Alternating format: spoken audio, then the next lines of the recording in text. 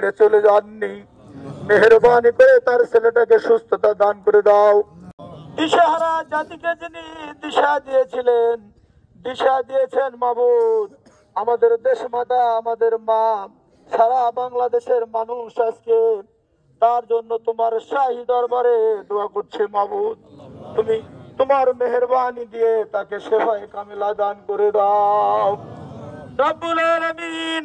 রাস্তায় রিকশাওয়ালারা যখন শুনেছে আমাদের বাংলাদেশের মা যখন অসুস্থ, রিকশাওয়ালারা রাস্তায় রিকশা থামিয়ে ওই রাজপথে বসে মায়ের জন্য দোয়া করছে। মাওলা মেহেরবানি করে ওই গরিব দুঃখী মানুষের দোয়াগুলি তুমি কবুল আর মঞ্জুর করে দাও রব্বুল আলামিন।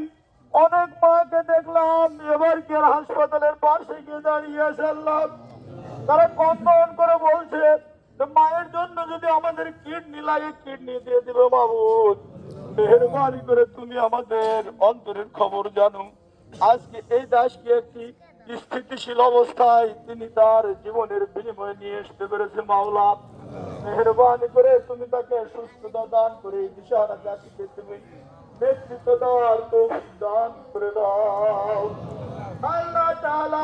বাংলাদেশের মানুষ যেভাবে দোয়া করছে মন খুলে প্রাণ খুলে, আমরা বিএনপি পরিবার যেভাবে দোয়া করছে, আল্লাহর রহমতে ইনশাআল্লাহ অচিরে আবার সুস্থ হয়ে বাংলাদেশের রাজনৈতিক অভিভাবক হিসাবে বাংলাদেশের নেতৃত্ব দিবেন এই প্রত্যাশা রেখে আমি সকলের কাছে বিনয়ের সাথে অনুরোধ জানাচ্ছি, আপনারা দোয়ায় শরীক হবেন, মন খুলে আমাদের এই প্রিয় নেত্রীর জন্য দোয়া করবেন।